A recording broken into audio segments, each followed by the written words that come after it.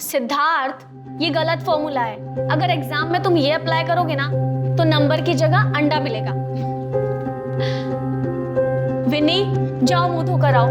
Class start हुई नहीं कि तुम्हें नींद आने लगी। अरे रूही दीदी, ये आपका फेवरेट सब्जेक्ट है, विनी का नहीं। और वैसे भी क्लास स्टार्ट होके आधा घंटा हो चुका है और आपको पता भी नहीं चला। Okay, I know. तुम सब लोगों को ब्रेक चाहिए ना, इसीलिए सब लोग एक ही सुर में बात कर रहे हो। ठीक है, 15 मिनट का ब्रेक लेते हैं, तब तक मैं भी एक कॉफी पी लेती हूँ। 15 मिनट बाद मिलते हैं।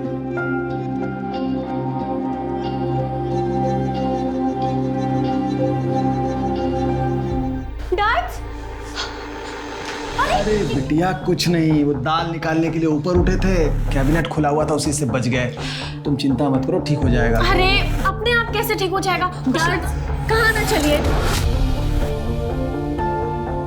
चलिए, मैं कुछ लगाती हूँ उस पे। चलिए उठिए आराम से। दर्द, आप भी ना बैठे बिठाए अपना सर फोड़ लिया। संभाल के। सॉरी दर्द, बस 2 मिनट।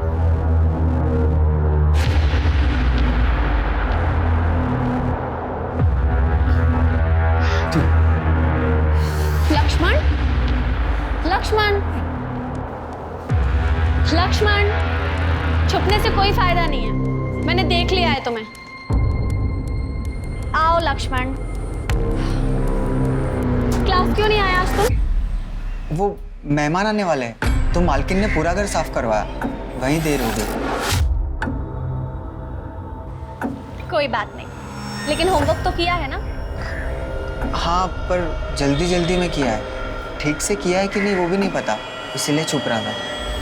अरे बुद्धू, लाओ मुझे 2 कॉपी, मैं देख के बता देती हूँ होमवर्क सही किया या नहीं किया। कल का होमवर्क भी तो देना है तुम्हें। रूही बिटिया, ये आपकी coffee. Thank you dad. Lakshman, जब तक बिटिया तुम्हारी कॉपी चेक कर रही है ना, तुम यहाँ बैठ के सब्जी काटने में हमारा हाथ बटाओगे। ठीक है श्याम भाई। लक्ष्मण, ये तुम्हारा इनाम, क्योंकि तुमने जल्दी जल्दी में भी बिल्कुल सही होमवर्क किया है। थैंक यू दीदी। हेलो डैड, मैं बाहर जा रही हूँ, थोड़ी देर में आ जाऊंगी। ठीक है। अरे सुनो, कहाँ जा रही हो बता के तो जाओ। तुम्हारे मम्मी पापा का फोन आ गया और पूछेंगे कहाँ गई है, तो मैं क्या बताऊंगा? प्लीज डैड, आपको लगता है वो पूछेंगे, और वो भी काम के बीच में से फोन करके पूछेंगे? बिजनेस में लॉस नहीं हो जाएगा उनका? आती हूँ।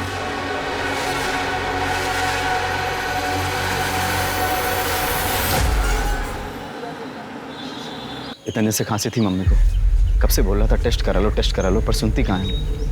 आज सुबह खांसी में मुंह से ब्लड आया, हॉस्पिटल लेकर भागा, टेस्ट कराया तो पता चला उन्हें टीबी है, वो भी लास्ट स्टेज। मुझे तो समझ में नहीं आ रहा मैं क्या करूँ। एक काम करो, तुम ये रखो और टेंशन मत लो, सब ठीक हो जाएगा। थैंक यू रूही, पर इतने से कुछ नहीं होने वाला, लंबी ट्रीटमेंट चलेगी। अभी ये रखो, फिर हम देखते हैं, मैं कुछ अरेंज कर लूंगी। अभी तुम आंटी के पास जाओ और उनका ख्याल रखो, अपना भी। ठीक है। और सुनो, ये तुम्हारी आंखें इतनी रेड रेड सी क्यों लग रही हैं? तुम ठीक तो हो ना? हाँ, वो रात भर सोया नहीं ना, हॉस्पिटल में था तो थक गया हूँ। मैं चलता हूँ, मुझे लेट हो रहा है हॉस्पिटल के लिए। ठीक है ना?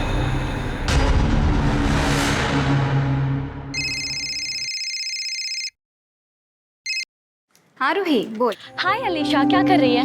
कुछ नहीं, बस अभी जस्ट कॉलेज से आई, लंच बना रही थी। तूने बताया ही नहीं, तेरा असाइनमेंट कैसा था? अरे बहुत ही अच्छा, तेरे नोट्स इतने क्लियर होते हैं ना कि मुझे सब समझ में आ जाता है। मुझे तो लगता है कि वो खड़ूस में से सचदेवा की जगह तुझे प्रोफेसर होना चाहिए। अलीशा, वो गुरु है हमारी, गुरु को गाली नहीं देते। अच्छा चल ठीक है, रखती हूँ, है ना? बाय। हाँ चल बाय।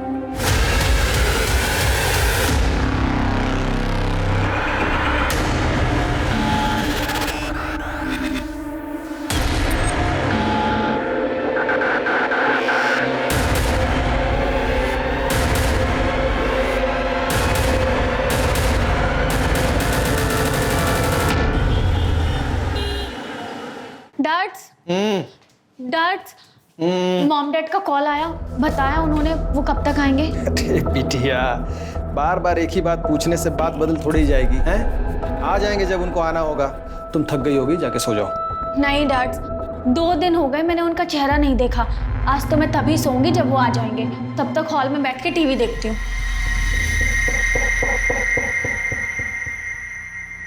प्रतीश प्लीज, गलती तुम्हारी थी। आज तुम्हारी वजह से ना ये डील गई हमारे हाथ से। Why are you blaming me? बताओ मुझे।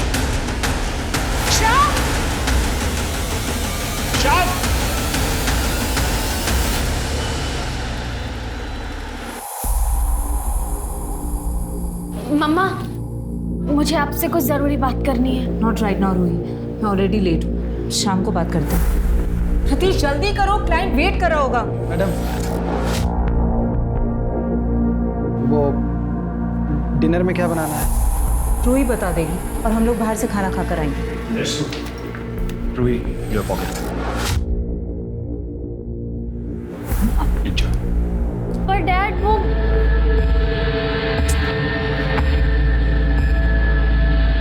डैड, आप ठीक हो ना? कल रात को जो कुछ भी हुआ उस बात से आप बहुत परेशान होगे ना? नहीं बेटा।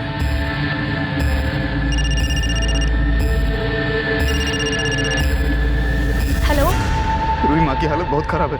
कुछ मेडिसिन और इंजेक्शन चाहिए, 10,000 के आएंगे। पता नहीं कहाँ से लाऊंगा मैं इतने पैसे। अब मैं हूं ना, मैं आ रही हूँ।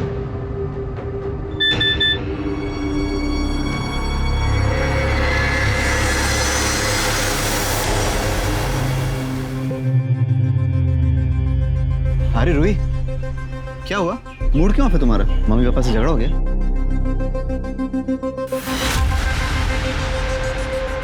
ये क्या है?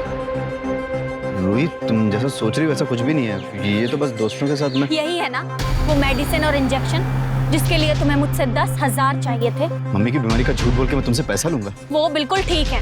मेरी अभी उनसे बात हुई और तुम्हें तो मुझे थैंक यू बोलना चाहिए कि मैंने उन्हें ये नहीं बताया कि उनका बेटा लेने के लिए उन्हें हॉस्पिटल तो क्या मौत की कगार तक पहुंचा चुका है। मेरी बात सुनो, मुझे भरोसा करो, मैं ऐसा नहीं हूँ। रूही, मुझे पैसों की बहुत जरूरत है, प्लीज। मनीष, मेरा हाथ छोड़ो। मुझे पैसों की बहुत जरूरत है। मनीष,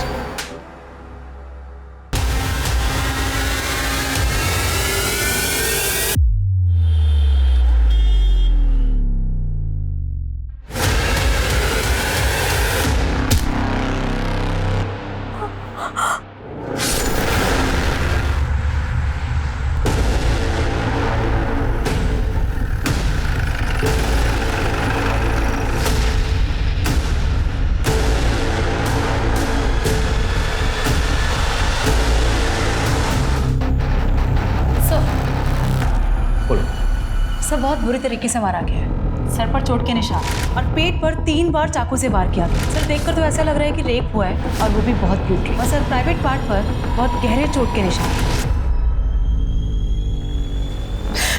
सर, हम रेस्टोरेंट के बिजनेस में कल शाम को मिस्टर एंड मिसेस बैनर्जी के यहाँ पर थे। उनके बिजनेस में पार्टनरशिप की डील के बारे में डिस्कशन चल रहा था। वहाँ से लौटते हमें सुबह के 4 बज गए। सर, जैसे हम घर में घुसे हमने देखा रूही के कमरे का दरवाजा खुला है। रूही हमेशा ना अपने कमरे का दरवाजा बंद करके सोती थी। रूही? रूही?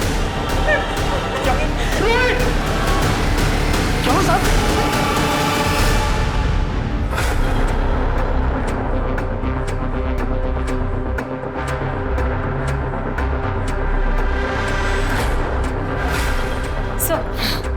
सर किचन में फोन पड़ा मिला। इसे पहचानते हैं? नहीं सर, हम में से किसी का नहीं। ये देखिए, ये कहाँ मिला? इस सर्वेंट के रूम में। ये मारा। और ये क्या मारा? मैंने रूही बिटिया को नहीं मारा है साहब। रूही बिटिया बिल्कुल मेरी अपनी बिटिया जैसी थी साहब। ये आपके किचन का चाकू है? और ये फोन किसका है? ये लक्ष्मण का है साहब। कौन लक्ष्मण? यही सामने के बंगले पे वो संधू साहब के यहाँ काम करता है और पास के झुग्गी झोपड़ी में रहता है साहब। रूही बिटिया से फ्री में पढ़ने के लिए आया करता था। दिन में काम करता है इसलिए रात को पढ़ने के लिए आता था वो यहाँ। कल रात को भी वो यही था, रूही बिटिया के कमरे में कंप्यूटर सीख रहा था साहब। और वो घर कब गया था? नहीं मालूम साहब, मैं 11 बजे सो गया था तब वो बिटिया के साथ कमरे में ही था। ये भी तो हो सकता है कि तेरे जाने के बाद उसी ने रूही के साथ जबरदस्ती की हो।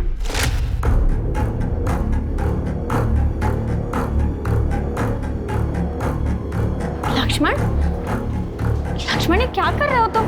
लक्ष्मण, मैंने कहा छोड़ो। अब आप कह रहे हैं तो साहब, लेकिन लक्ष्मण ऐसा लड़का नहीं है साहब। ऐसा लड़का नहीं है तो कैसा लड़का है? हाँ, और अगर उसने नहीं किया है तो तूने किया होगा, क्योंकि मिस्टर और मिसेस टंडन के आने तक तुम दोनों रूही के साथ थे। मेरी बिटिया की तरह थी साहब, मैंने उसे नहीं मारा। इसके फिंगरप्रिंट्स लो और चाकू से मैच करने के लिए फोरेंसिक भेजो। उस लक्ष्मण को उठाओ और इसको मर्डर के सस्पेशन में अंदर करो।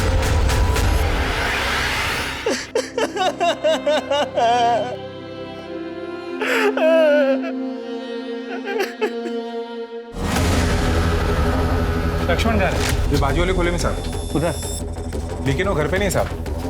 कहाँ गए? कल सुबह 10 बजे काम पे गया था, तब से घर नहीं आया साहब। क्या काम करते हैं?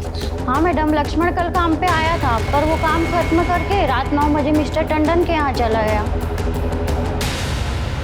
मिश्रा, पक्की बात है कि लक्ष्मण गायब नहीं हुआ है, फरार हो गया। मिश्रा, इसके नाम को बोलो जारी करो। जी सर। लेकिन सर आस पड़ोस से पता चला है कि ये लक्ष्मण बहुत ही कम बोलने वाला सीधा साधा मेहनती लड़का था। मिश्रा, चुप रहना और मेहनती होना इनोसेंट होने की निशानी नहीं है। अपने करियर में बहुत सारे क्रिमिनल देखे हैं मैंने, जो दिखते सीधे हैं लेकिन होते बहुत टेढ़े हैं। रूही के लैपटॉप में मोबाइल से कुछ मिला? सर रूही के लैपटॉप से पता चला कि वो बच्चों को ऑनलाइन ट्यूशन देती थी। तो जितने पैसों की ट्रांजैक्शन उसके बैंक अकाउंट से होती, लगता नहीं कि वो सिर्फ ट्यूशन फीस थी। मतलब?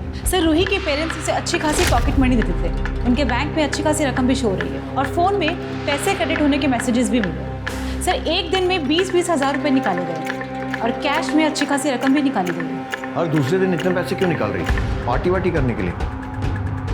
इसका चक्कर तो नहीं?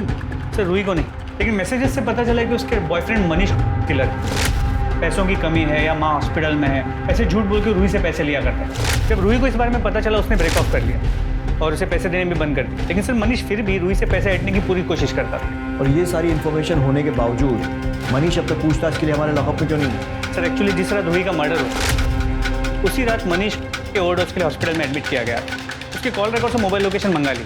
मनीष से मिलते हैं और देखते हैं ये क्या बोलता है। शायद रिकॉर्ड की जरूरत ही ना पड़े। नहीं सर, मैंने रूही को नहीं मारा। मैं तो उसे प्यार करता था। हमें मानने के लिए मैं उससे पैसे लेता था, लेकिन उसे मारने का कभी सोच भी नहीं सकता। एक्चुअली उस दिन मैं उसे बहुत मिस कर रहा था, इसीलिए मैंने ओवरडोज ले लिया। सच ये है कि तू रूही के घर गया, उसका रेप किया और उसके बाद उसे मार दिया और अपने घर वापस आकर अपना बदला पूरा होने की खुशी में ओवरडोज ले लिया। नहीं सर, मम्मी की कसम सर, इस बार मैं सच बोल रहा हूँ। ना मैं उसके घर गया, ना मैंने उसे मारा है सर। वो हम पता लगा ही लेंगे।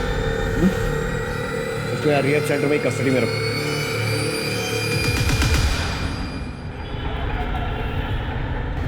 मतलब रूही शायद अनजाने में मनीष की ड्रग्स की आदत को सपोर्ट कर रही थी, या फिर शायद उसे भी ड्रग्स की लत थी। सर पूछताछ तो ऐसा कुछ समझ में नहीं आया। रूही के फ्रेंड्स, प्रोफेसर या रिलेटिव्स, उनका यही कहना है कि बहुत ही अच्छी लड़की थी। उसका इंटरेस्ट सिर्फ पढ़ाई और सोशल सर्विस में था। जी सर, और पोस्टमार्टम रिपोर्ट से भी यही कंफर्म हुआ है कि रूही नहीं लेती थी। और ये भी पता चला कि उसके साथ रेप नहीं हुआ था, जैसे हमें क्राइम सीन पे लगा, क्योंकि उसके प्राइवेट पार्ट्स को डिस्ट्रॉय किया गया। सर उसके बॉडी पे, कपड़ों पे, बेडशीट पे कहीं भी कोई सीमेंट ट्रेसेस या कोई लुब्रिकेंट के सैंपल्स नहीं मिले। सर उसकी मौत 10 फरवरी की रात 11 से 2 के बीच हुई और मौत की वजह चाकू से वार। सर, टंडन फैमिली के पड़ोसी संदीप जैन आपसे मिलना चाहते हैं। सर मैं टंडन फैमिली के पास वाले घर में रहता हूँ। लास्ट वीक जब मैं देर रात तक कुछ काम कर रहा था तो टंडन के यहाँ से मुझे अचानक चीखने चिल्लाने की आवाज़ सुनाई दी। तो मैंने सुना कि मिस्टर और मिसेस टंडन अपने सर्वेंट शाम के ऊपर चिल्ला रहे थे कि वो रूही के साथ कुछ गंदी हरकतें करने की कोशिश कर रहा था जो वो सो रही थी। जैन साहब आप? अरे क्या हुआ टंडन साहब, आपके घर से इतना शोर आ रहा है? सब ठीक है ना? जी वो संदीप जी, जी बिल्कुल ठीक है। आई एम सो सॉरी आपको इतनी रात को डिस्टर्ब हुआ। आप जाइए, आराम से सो जाइए, अभी कोई आवाज़ नहीं आएगी आपको।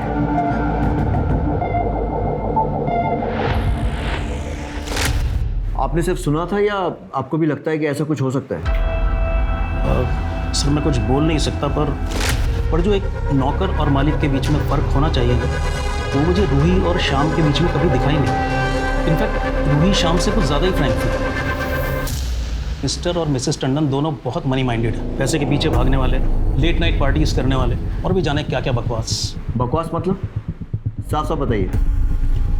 सर मैंने बहुत गलत बातें सुनी हैं उनके बारे में कि वो अपने बिजनेस को बढ़ाने के लिए कुछ भी करने के लिए तैयार है। एग्जैक्टली पता नहीं, लेकिन आई थिंक उस दिन भी वो ऐसी किसी पार्टी में थे।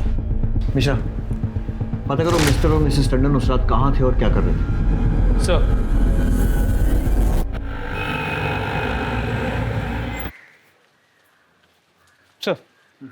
सर जिस रात रूही का मर्डर हुआ उस रात mister and Mrs Tandon Pramila और प्रकाश बैनर्जी के घर पे, और वहाँ वाइफ स्वैपिंग जैसे कुछ होने वाला था।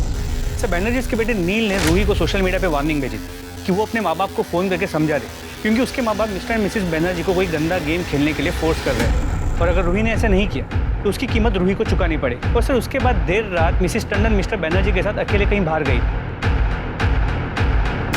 मैंने बताया ना आपको इंस्पेक्टर की बिजनेस मीटिंग थी। मीटिंग घर पे, और वो भी इतना लेट नाइट तक। हमने बताया आपको कि हमारा रेस्टोरेंट का बिजनेस है, और मिस्टर एंड मिसेस बैनर्जी हमसे सिर्फ उसी सिलसिले में मिले थे। उनका बिजनेस लॉस में जा रहा था और वो चाहते थे कि वो हमारे साथ पार्टनरशिप में डील करें, जिसके लिए मिस्टर टंडन को मिसेस बैनर्जी के साथ घर में रुकना पड़ा अकेले,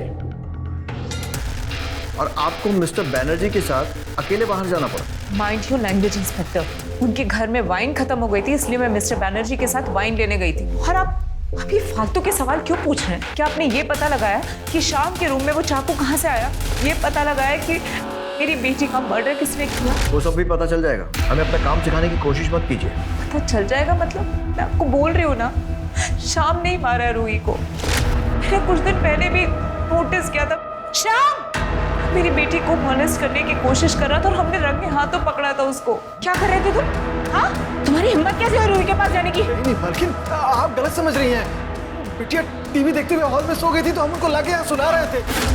हमने अपनी आंखों से देखा है कि तुम क्या कर रहे थे। वो सो रही थी और तुम उसका फायदा उठाने की कोशिश कर रहे थे। नहीं साहब, नहीं।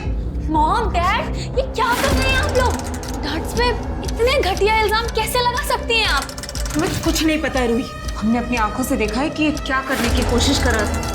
नहीं मैडम, हमने ऐसा कुछ नहीं किया। नहीं मॉम।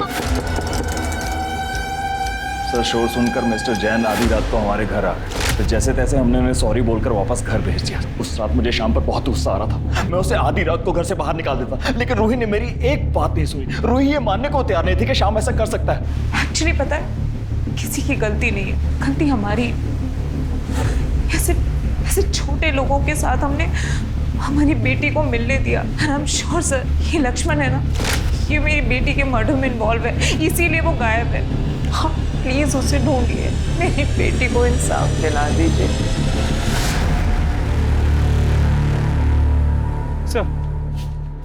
सर शाम पे सभी ट्रिक्स अपना लिए, लेकिन वो अपने बयान से हिल नहीं रहा कि उसने रूही का मर्डर नहीं किया, अपनी बेटी की तरह मानता था। ये उसे अपनी बेटी बता रहा है और बेटी के असली माँ बाप नौकर और बेटी के अफेयर की बात कर रहे हैं। मुझे कहीं ऐसा तो नहीं है कि ये वाइफ स्वैपिंग वाली बात छुपाने के लिए ये लोग ये सब बोल रहे हैं? सर पॉसिबल तो है।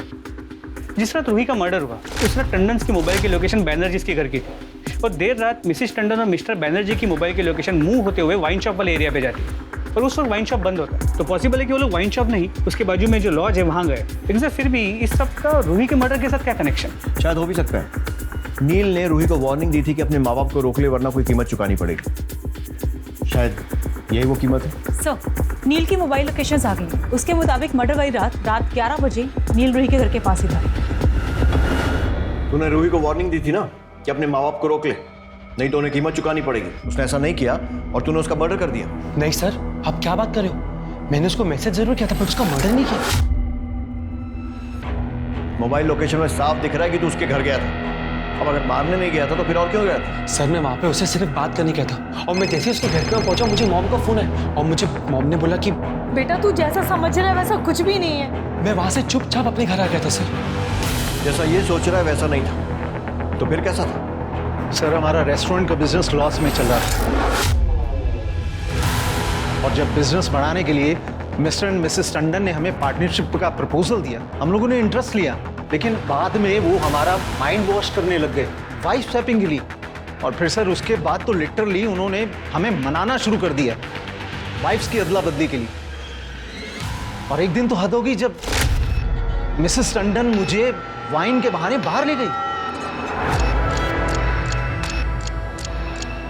और सर यहाँ प्रतीश मेरे साथ गलत हरकत करने की कोशिश कर रहा था। प्रमिला जी, मैं आपको कुछ दिखाना चाहता था। बिल्कुल दिखाइए। क्या है कि हम अपना रेस्टोरेंट कैसे चलाएंगे।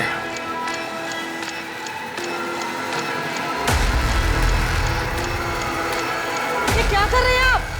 ये क्या बदतमीजी है? और जब मैंने उन्हें कहा कि अगर वो इस तरह से रेस्टोरेंट चलाना चाहते हैं तो हम अपना रेस्टोरेंट बंद रखना ज्यादा पसंद करेंगे, और जब हमने उनकी शर्तें नहीं मानी तो वो दोनों अपना मूड खराब करके तकरीबन सुबह 4 बजे तक हमारे घर से चले गए। आप रूही के केस में इन्वेस्टिगेशन कर रहे हैं या फिर हमें बदनाम करने की कोशिश? इतना घटिया वाइफ शॉपिंग का इल्जाम। ये इल्जाम हमने नहीं, मिस्टर एंड मिसेस बैनर्जी ने लगाया आप दोनों पे। अगर उन्होंने भी लगाया ना तो भी हम इसे मानने से डिनाई करते हैं। कहा था ना मैंने आपसे कि ये कपल भरोसे के लायक नहीं है। कैसा भरोसा? पार्टनरशिप में परसेंटेज को लेकर हर वक्त नई बात रखते थे। मैंने कहा था प्रतीश से कि पैसा लगाने से पहले सब कुछ कंफर्म कर लो, लेकिन इन्होंने मेरी एक बात नहीं मानी। और अब जब इतना पैसा लगा चुके हम तो वो इस डील को कैंसिल करने के बहाने ढूंढने के लिए हम पर ये इतना घटिया वाइफ शॉपिंग का इल्जाम लगा रहे हैं। सर, आपके कॉल रिकॉर्ड्स में एक नंबर मिला है जिससे अक्सर आपकी बातें होती हैं। किसका नंबर है? ये तो हमारे बेटे जय का नंबर है। कहाँ है? बुलाइए उसे। अब सर वो एक्चुअली यहाँ नहीं रहता है, वो नोएडा में हॉस्टल में रहता है। वो उसका कॉलेज एक्चुअली वहाँ से पास है, इसलिए। यानी वो घर आता ही नहीं? नहीं, इतना कुछ हो गया और दिखाई नहीं दिया? नहीं सर, वो उसके एग्जाम्स चल रहे हैं इसलिए। और अभी वो रूही के क्रिमेशन पर आया था, फिर चला गया। उसके हॉस्टल का एड्रेस दीजिए। तुम्हें नहीं लगता ऐसे टाइम में तुम्हें अपने माँ बाप के साथ होना चाहिए? सर, मैंने मॉम को बोला था, लेकिन उन्होंने कहा कि एग्जाम के टाइम तुम्हें डिस्टर्ब होगा वहां पे, इसलिए तुम वहीं रुक जाओ। वैसे नोएडा इतना दूर नहीं है दिल्ली से कि एग्जाम देने नहीं जा सकते। क्या 10 तारीख को रात को 11 से 2 के बीच में कहाँ थे? हॉस्टल में अपने रूम में था, पढ़ाई कर रहा था। कोई और है जो तुम्हारी इस बात को कंफर्म कर सके? हाँ सर, हमारे हॉस्टल के जो वार्डन है बलविंदर सिंह, आप उनसे पूछताछ कर सकते हैं सर। मिश्रा, अर्जेंट बेसिस पर इस जगह के कॉल लोकेशन और मोबाइल रिकॉर्ड से तुमको। जी सर, लेकिन सर मुझे अब भी लगता है कि ये मर्डर मिस्टर मिसेस टंडन या फिर शाम ने लक्ष्मण के साथ मिलकर किया। चल शुरू हो जा, बोलना। आपको जितना मारना है मार लो साहब, पर फिर भी मैं वही कहूँगा कि मैंने रूही बिटिया के साथ कुछ भी नहीं किया है। 17 साल मैंने उसको पाल पोस कर बड़ा किया है। प्यार से मुझे डैड्स कह के बुलाती थी। डैड्स?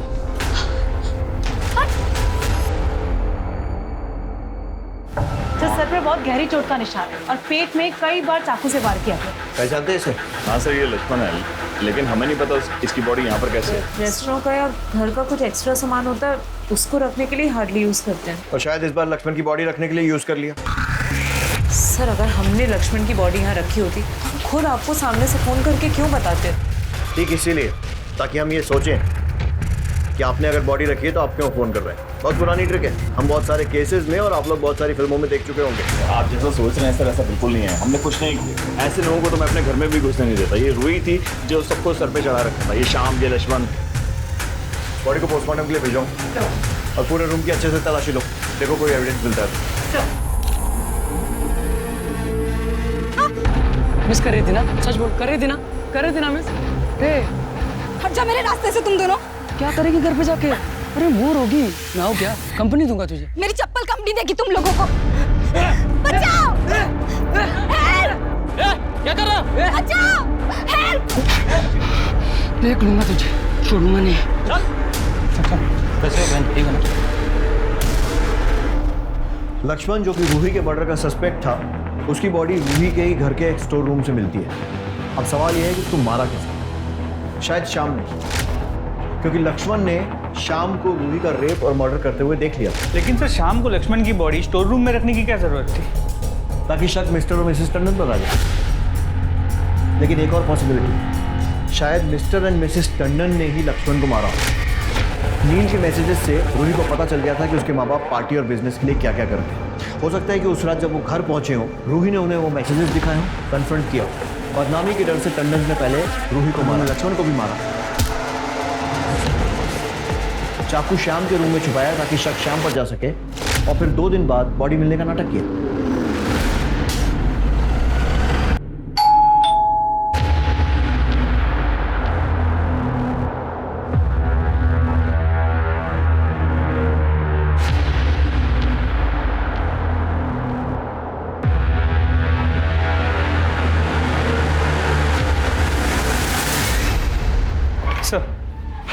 सर मनीष ने हमसे झूठ कहा था। जिस रात रूही का मर्डर हुआ उस रात मनीष के मोबाइल की लोकेशन रात 11 से 11:30 के बीच रूही के घर के पास की थी।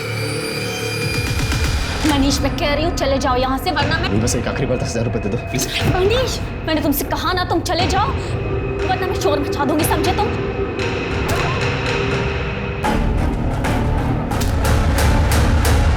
और उसके बाद तूने रूही के घर से स्टोर रूम की चाबी चुराई, लक्ष्मण की बॉडी छुपाई, चाबी वहीं रखकर अपने घर आ गया, है ना? नहीं सर, मैंने किसी को नहीं मारा। हाँ, मैं मानता हूँ कि पैसे लेने के लिए मैं रूही के घर गया था, लेकिन आप जैसा बोल रहे हैं ऐसा कुछ भी नहीं हुआ था। रूही प्लीज़ एक आखिरी बार मुझ पर भरोसा कर लो। मुझे रिहाब सेंटर जाने के लिए 10,000 रुपये चाहिए। रूही, मैं ठीक होना चाहता हूँ और अब मैं तुमसे ठीक होने के बाद ही मिलूंगा। ठीक है, ये लो और निकलो यहाँ से। देखते हैं बेटा इस बार तेरी कहानी में कितनी सच्चाई है। सर मोबाइल लोकेशन से तो लग रहा है कि मनीष सच कह रहा है, क्योंकि लोकेशन के मुताबिक मनीष रूही के घर से ड्रग्स लेने गए, वहाँ से अपने घर, और सुबह 6 बजे अस्पताल, तो 10 बजे रिहैब सेंटर का लोकेशन दिख रहा है। मिश्रा, ये भी हो सकता है कि मनीष ने ही रूही को मारा, तो हो तो सकता है। पर हाँ सर, ये लक्ष्मण की पोस्टमार्टम रिपोर्ट, उसे एड्स था। और सर लक्ष्मण की मौत भी 10 तारीख की रात को 12 से 2 के बीच हुई थी, सर पे चोट लगने की वजह से। मतलब रूही और लक्ष्मण को मारने वाला एक ही इंसान है, क्योंकि दोनों को मर्डर एकदम सिमिलर तरीके से हुआ। सर गुलमोहर बाग में एक और लड़की का मर्डर और रेप हुआ, उसके साथ भी रूही की तरह सेम तरीके से ब्रूटैलिटी से मर्डर किया गया है।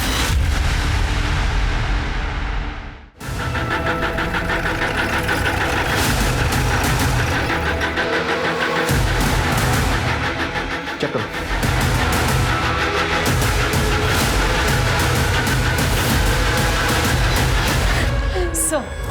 सर रूही मर्डर केस की तरह इस बॉडी की भी कंडीशन से सर पर चोट का निशान है, सर प्राइवेट पार्ट पर भी चोट का निशान है। रेप हुआ है या नहीं ये पोस्टमार्टम रिपोर्ट के बाद ही कंफर्म होगा।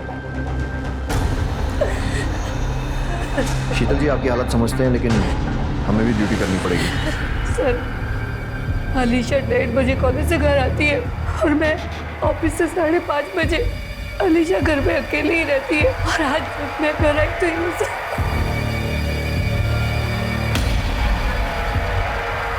सर सोफे के नीचे चाकू मिला।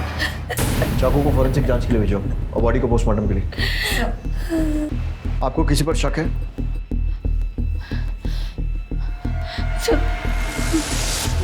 वो लड़के, अलीशा ने मुझसे कहा था कि जब भी वो कॉलेज से आती थी तो वो लड़के उसका रास्ता रोकते थे। मिस कर रही थी ना, सच बोल, कर रही थी ना, कर रही थी ना मिस। हट जा मेरे रास्ते से तुम दोनों।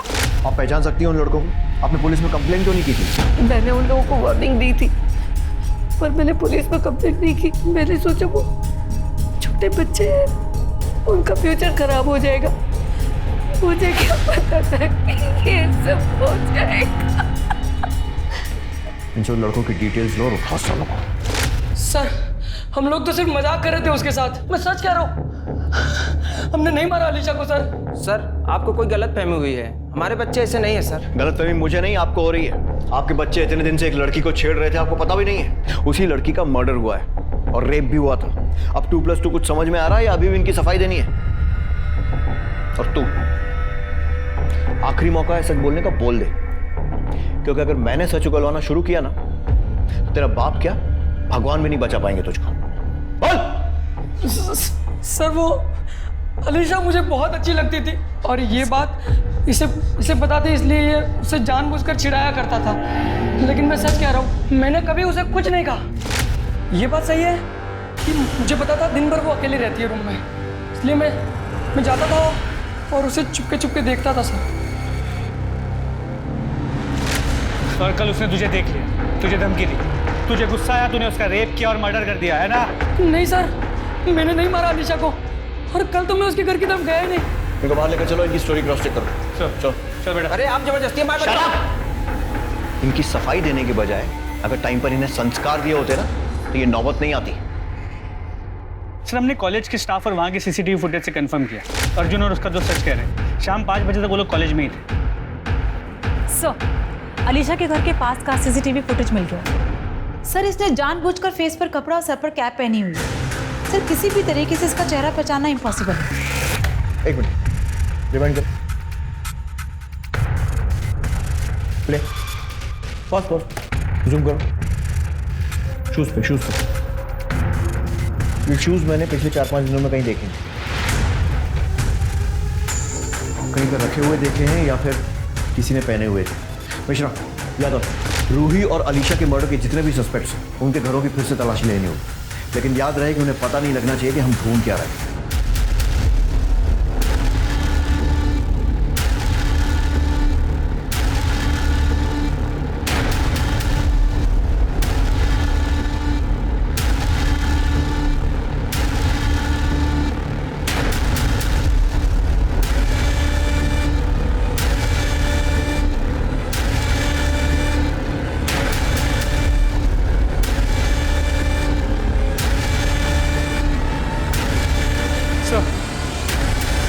जूते तो नहीं मिले, लेकिन ये फाइल मिली। ये देखिए।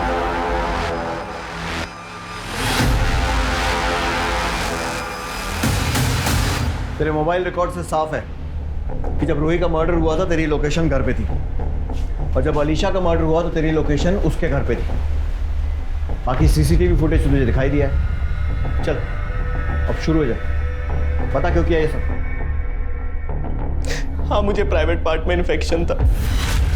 डॉक्टर ने कहा था कैस्ट्रेशन कराना पड़ेगा और मेरा प्राइवेट पार्ट काटना पड़ा सर। इसीलिए पुनीता और मेरा कभी नहीं हो पाया सर। लेकिन ये बात मैंने पुनीता को कहीं बताई नहीं थी सर। मुझे हमेशा से लगता था कि वो मेरा मजाक ही उड़ाएगी, और फिर मुझे के बारे में पता चला सर। लक्ष्मण को देखा तो पता चला कि वो भी मेरी ही तरह है, और तब हमारा अफेयर शुरू हो गया था सर। स्टोर रूम की एक्स्ट्रा चाबी हमेशा मेरे पास रहती थी सर। तो सर हॉस्टल से निकलने के बाद मैं हमेशा लक्ष्मण के साथ स्टोर रूम में ही बैठता था सर। सर मुझे पता था कि वहाँ कभी कोई नॉर्मली आता नहीं है, और उस रात लक्ष्मण ने मुझे कॉल करके घर पे बुलाया सर। हम स्टोर रूम में ही मिले थे। ये देख मेरी मेडिकल रिपोर्ट, इसमें लिखा है मुझे एड्स है। तेरे सिवाय मैंने किसी के साथ भी नहीं किया है। तूने जानबूझ के बीमारी मुझे दी है, जानबूझ के। तुझे पता था तुझे एड्स है, तुझे पता था। मेरे साथ प्यार करने का नाटक किया तूने। अब मैं तुझे नहीं छोड़ूंगा। तेरे बारे में सबको बताऊंगा मैं, सबको, मम्मी को, पापा को, सबको, पुलिस तक को बता दूंगा। तू याद रखना। लक्ष्मण सुन यार, तू ऐसे सबको जाके बता देगा तो मेरी असलियत सबके सामने आ जाएगी यार, प्लीज। तेरी सच्चाई छुपाने के लिए मैं मर जाऊं क्या? तू जो है यार।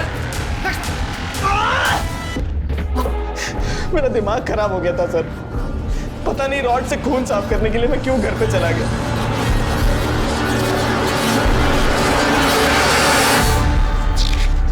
जय, तुम इतनी रात को?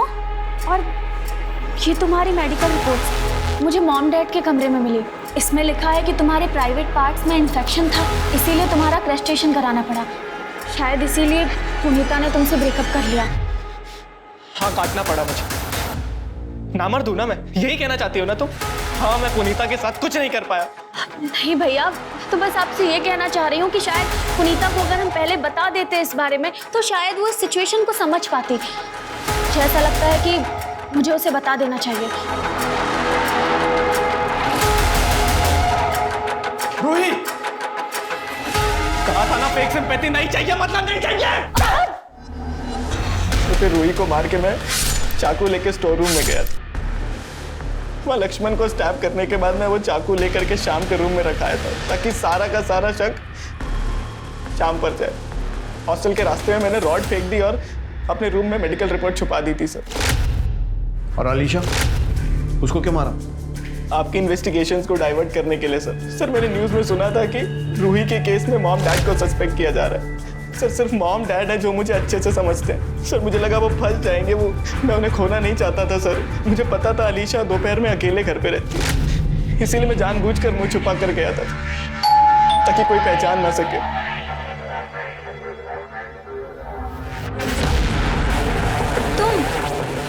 तुम यहाँ क्या कर रहे हो? अलीशा, मुझे तुमसे रूही के मर्डर से रिलेटेड कुछ बात करनी थी। हाँ? अंदर आ सकता हूँ मैं? हाँ।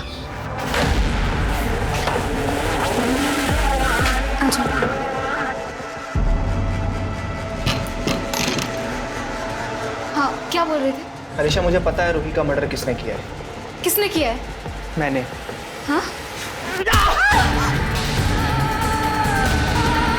सर, मैंने जानबूझकर अलीशा को रूही की तरह मारा था ताकि इन्वेस्टिगेशन में ऐसा लगे कि किसी सीरियल किलर का काम है। और इसके बाद भी अगर मेरे मॉम डैड को सस्पेक्ट रखा जाता तो मैं किसी तीसरी लड़की को भी मार देता सर, लेकिन मेरे पास कोई और ऑप्शन नहीं था सर। रूही से बात करने का ऑप्शन था तेरे पास।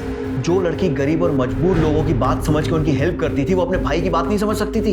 पर तेरे सर पर तो सनक सवार था। सिर्फ रूही नहीं, अलीशा, लक्ष्मण, सबको मार दिया। इसलिए ताकि माँ बाप को खोना ना पड़े। और अब तेरे माँ बाप ने तुझे हमेशा के लिए खो दिया।